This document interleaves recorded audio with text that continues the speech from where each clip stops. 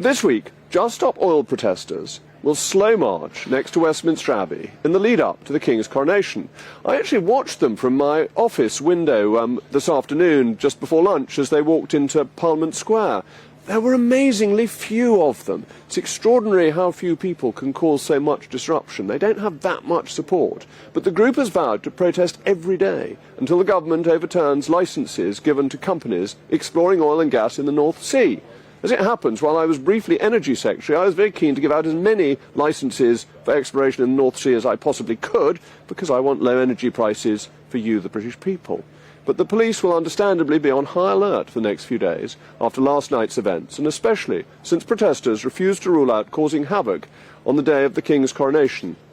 There's nothing more British than the coronation, so I do hope the protesters will actually keep a stiff upper lip and be as polite as possible. David, I can't see you going on a Just Stop Oil march somehow. Isn't it odd? I mean, I think, you know, your needle-like perception of character, you know, once again, all those compliments that will now flow towards you. No, I wouldn't. I once went on a march a very, very long time ago when I was young and foolish on the subject of gay rights, and I think we behaved with quite unnecessary flamboyance, which may surprise you less than my going on the march at all. My great problem with the marches, and particularly with the police attitude, or rather lack of attitude towards them, is that these seem to me to be a fundamental challenge to the democratic process.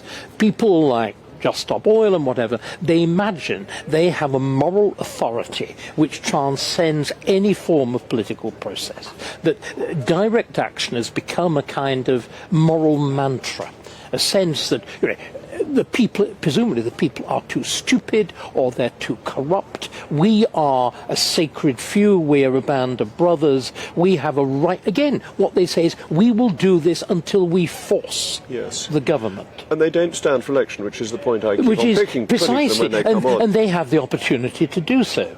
But I'm a great believer in the right of peaceful protest, and the question is, at what point does it switch from being peaceful protest to direct action?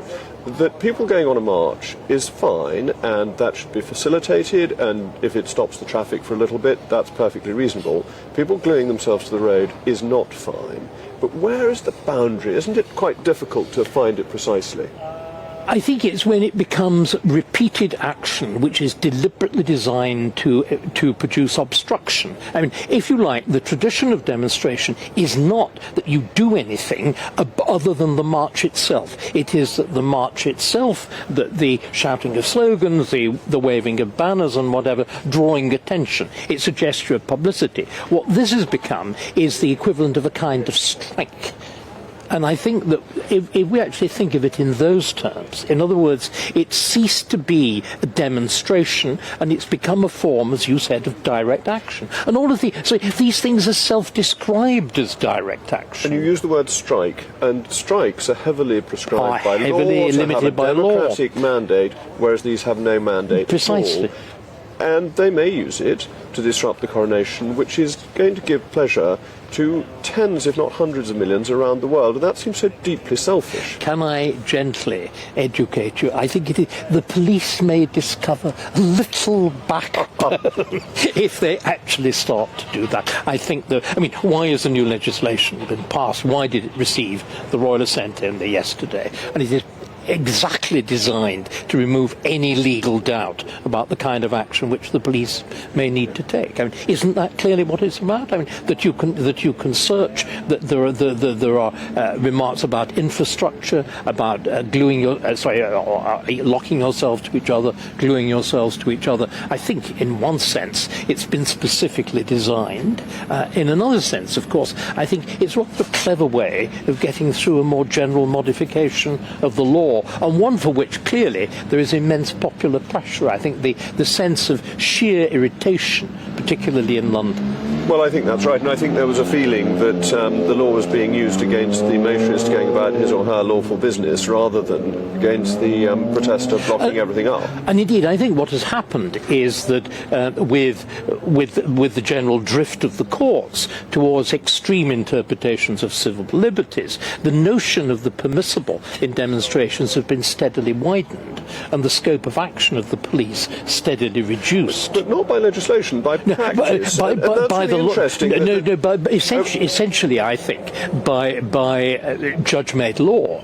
That again, really, if you get a particular bias of the judiciary, and the judiciary now leans as clearly to the left as it once leaned to the right, because of the nature of English law, which is essentially judge-made law, the law changes surreptitiously, and I think it's changed very markedly. But it's to come back to the coronation. You're therefore quite optimistic that there won't be a Just Stop Oil protester in a secret carriage going along to try and slow down the coronation coach. I think it unlikely. Well, I think they may well try.